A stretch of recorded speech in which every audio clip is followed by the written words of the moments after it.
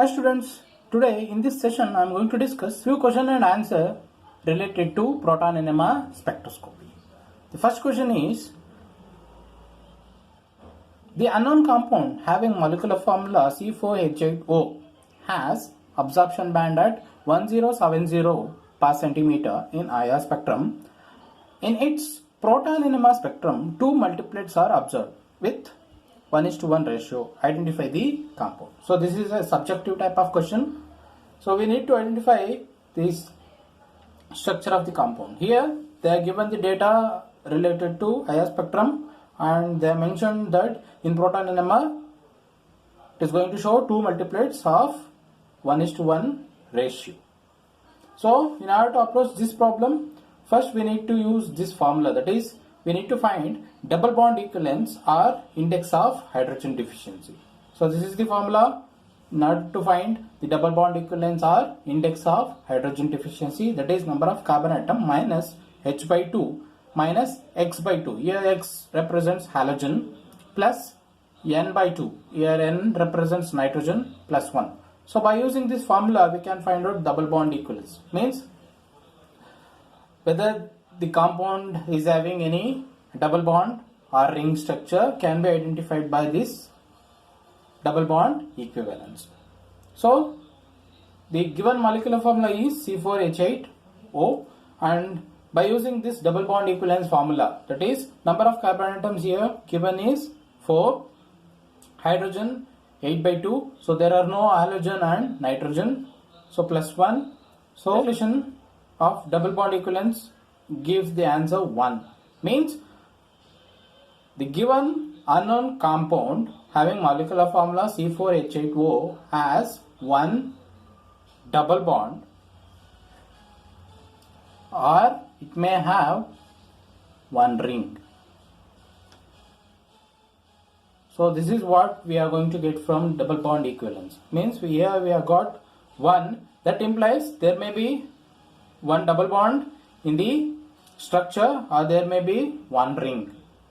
So from this double bond equivalence, these are the possible structures which have the molecular formula C4H8O, that is 1 2 3 4, 4 carbons, 3 plus 2 5, 5 plus 3 8, hydrogen, 1 oxygen.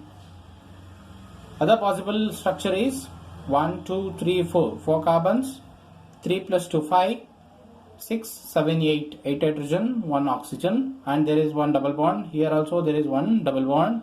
And third structure possible is 1 2 3 4, 4 carbon atoms, 1 2 3 4 5 6 7 8, hydrogen, 1 oxygen. And other possible structure is this cyclic structure. Means here in all this case we have double bond. Here there is a possibility of structure having ring, one ring, that is 1 2 3 4, 4 carbon atoms, 2 2 2 2, 8 hydrogen and 1 oxygen. So by using the data of IR spectrum and by proton NMR data, we need to identify which is correct. So I already written this is the correct structure of the compound.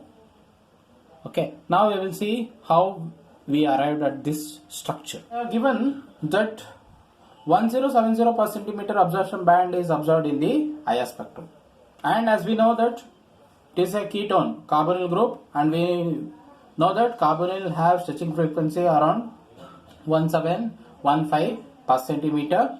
And if you come for the second structure, here there is ether linkage and C double bond C. So we know that CO stretching will occur at 1000 per centimeter, whereas carbon-carbon double bond stretching will occur at 1650 per centimeter. And for this structure we can have IR spectrum stretching absorption band for OH, that is around 3400 per centimeter, and there is also possibility of getting absorption band of CC stretching at 1650 per centimeter. And for this cyclic structure there is one possibility, that is CO stretching at 1000 per centimeter. So based on the given absorption band, that is 1070 per centimeter, we can have two structures, that is this structure is also possible or this structure is also possible, because in both the case we have ether linkage. Okay, so we can rule out the two other possible structures, because none of the two structures will not have 1070 per centimeter absorption band in the IR spectrum. Now if you compare proton NMR, what they have given is, in proton NMR it is going to show two multiplets of 1:1 intensity. So we have these two structures. So among these two structures, which one is going to show 1:1 intensity of two multiplets? That is the correct structure for the molecular formula C4H8O. So if we look at this ether, it is going to show four signals, that is triplet, quartet, triplet and doublet. So triplet for this 3 hydrogen, quartet for these 2 hydrogens, and again triplet for this hydrogen, and a doublet for these 2 hydrogen. So here 4 signals are possible, but it is not of 1:1 intensity. So this cannot be this structure. So the correct structure of the compound will be this one. Here we are going to get two signals because it is having planar symmetry. So these 4 protons will give one signal, and these 4 protons will give one signal, that is multiplet and multiplet. And if you see the intensity, it is in the 1:1 ratio. So based on the IR spectrum and also from proton NMR, the correct structure of molecular formula C4H8O will be this 5-member ring. So if you come for the next question, that is identify the most downfield proton in the proton NMR. So they are given 3 molecules. So among these 3 molecules, which molecule is having the most downfield proton in proton NMR, we need to identify. So as we know from chemical shift table, that a proton which is resonating towards the TMS, they are called upfield protons. Which resonate away from the TMS, they are downfield protons. Here the question is downfield, most downfield proton. So if you come for the first compound, that is RCOH, here its chemical shift value will be in the range of 9 to 10 ppm. So this is the most downfield proton among the given molecule. And if you see the other 2 molecules chemical shift values, this is an alkene and its chemical shift value will range from 4.5 to 6.5 ppm, and this is methylene proton attached to electronegative atom, and its chemical shift value will range from 2.8 to 3 ppm. So next question is the compound which will have only 2 signals in the proton NMR spectrum in 3:2 ratio is RR. So they are given 4 options. Among the 4 options, we need to identify the compound or compounds having only 2 signals in the proton NMR, that too in the 3:2 ratio. So now we will see which of the compound or compounds have only 2 signals in the ratio 3:2. So if you take a look at first compound, it is having planar symmetry and it is going to give 3 signals. 1, 2, 3. That is labeled as A, B, C. So A signal is due to 3 protons. Since it is having planar symmetry, so A protons will be, overall it is 6 protons and its multiplicity is singlet. And if you come for B proton, this one and this one, 2 protons, and it is going to have splitting doublet. And if you come for C proton, here also it is 2 protons and it is going to have splitting pattern doublet. So this cannot be the correct one because it is going to give 3 signals. So if you take a look at the second molecule, here also it is going to have planar symmetry, and there are 4 signals possible for this molecule. So A, B, C, D. 4 signals. A is due to this 3 and 3. Overall 6 protons, and it is going to have splitting. So there is no splitting, it is going to give a singlet signal. And if you come for B proton, only one proton is present and its splitting is singlet. C proton, these 2 protons will be called as C and they will give a doublet signal. And this D proton is going to give doublet.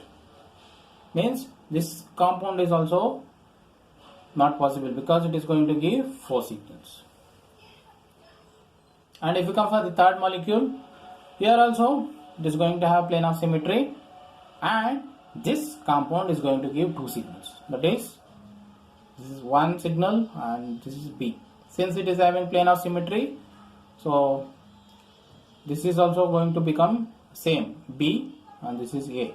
So overall 2 signals. A, that is 6 protons, and it is going to give singlet signal, and B, it is going to have 4 protons and it is going to give a singlet signal. And if you see the ratio, it is going to have 3:2 ratio.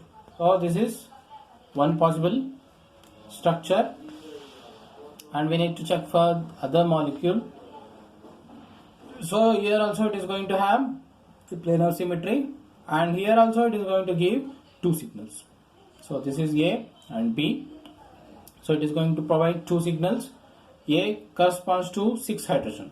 So this 3 hydrogens and 3 hydrogens will give a singlet signal. And if you come for B proton, this 2 and this 2, total 4 hydrogen, that also give a singlet signal. And if you look at the ratio, this is also going to give the 3:2 ratio.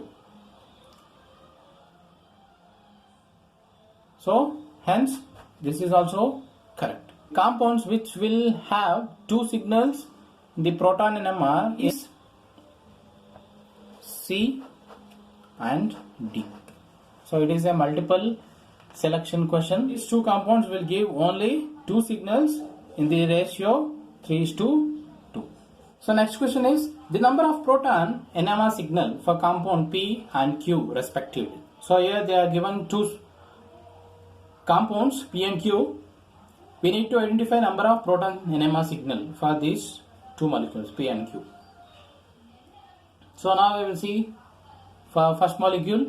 So first molecule is going to give 3 signals. That is, this methyl proton will be labeled as A, and these 2 protons B, and these 2 protons C. So overall 3 signals are possible for this compound. A is going to have 3 hydrogen and the splitting will be singlet. And if you come for B, it is going to have 2 protons and splitting signal will appear as doublet. And come for C, it is going to have 2 protons and the signal will split into doublet. Come for molecule Q.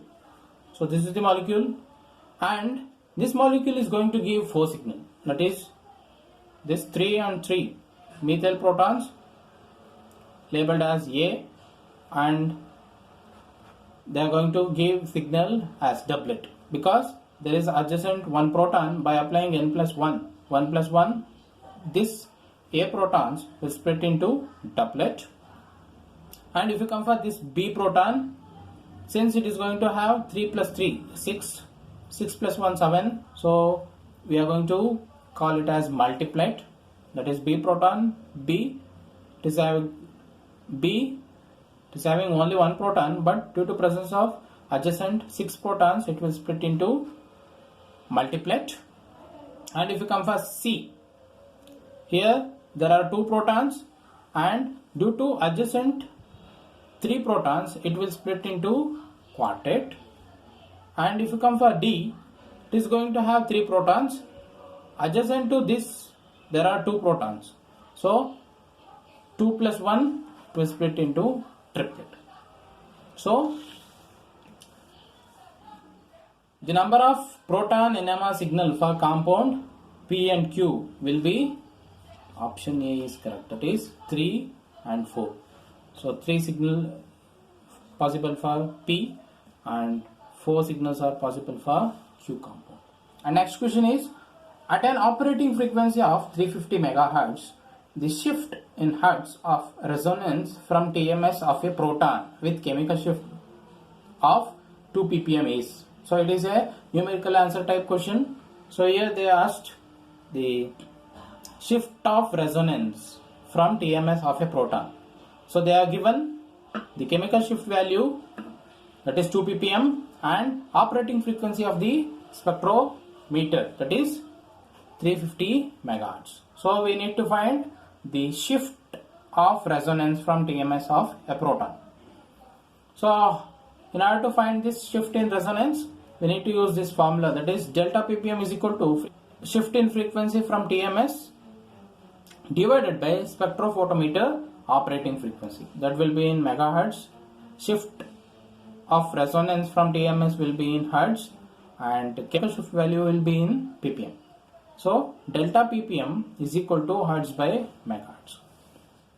So here the given data are chemical shift value, that is 2 ppm, and they are given operating frequency, that is 350 MHz. So if we substitute these values, delta is equal to hertz by megahertz. So delta value is 2 ppm and operating frequency is 350. So 2 into 350. So the shift of resonance from TMS of a proton with chemical shift value 2 ppm is 700 hertz.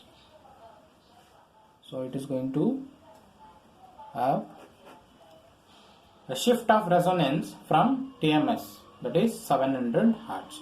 And next question is, the correct order of proton NMR chemical shift delta values for the labeled methyl groups in the following compound. So this is the compound and these are the methyl groups labeled 1, 2, 3, 4. So here we need to choose the correct order of proton NMR chemical shift values for this labeled methyl groups. And these are the options. Among this given option, correct order of proton NMR chemical shift values for the labeled methyl groups will be option B, correct. So how this option B is correct? So we will take a look at. So this is the compound. So if you look at the methyl group labeled 1, so it is going to have chemical shift value in the range of 2 to 3 ppm. So this is the methyl group. It is going to have the value of chemical shift in the range of 2 to 3 ppm. And if you take a look at methyl group labeled 2, it is going to have a chemical shift value in the range of 3.8 to 4 ppm. And similarly, methyl labeled 3, it is going to have a chemical shift value in the range of 0.9 to 1.5 ppm. And methyl group labeled 4, it is going to have chemical shift value 2 to 2.5 ppm. So why this variation in the chemical shift?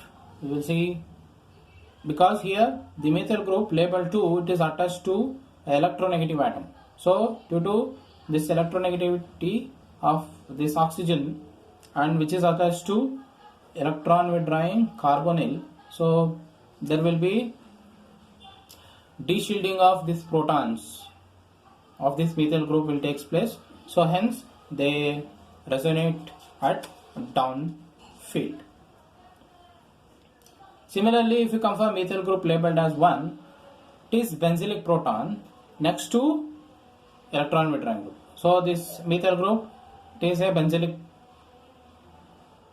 So these protons are benzylic proton, but ortho to this methyl group, there is an electron withdrawing group. So due to presence of this electron withdrawing group, so there will be creation of positive charge at this ortho position.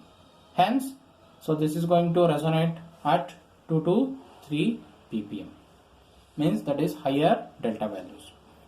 And similarly, this methyl proton labeled as 4, this is also allylic proton, but it is going to resonate at lesser delta value compared to this benzylic, because there is no electron withdrawing group present adjacent to this.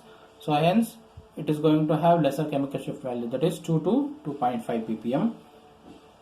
And if you come for this methyl group labeled as 3, so it is a methyl proton, simple methyl group, and this is going to resonate at upfield region because there is no such effect for this methyl group. So hence it is going to resonate at lesser chemical shift values. So hence option B is correct, that is methyl group labeled as 3, it is going to have lesser chemical shift value compared to methyl group labeled as 4, which in turn has lesser chemical shift value compared to methyl group labeled 1, and highest for methyl group labeled as 2, that is it is going to resonate at 3.8 to 4.0 ppm chemical shift value. So these are the few questions related to proton NMR spectroscopy. Thank you.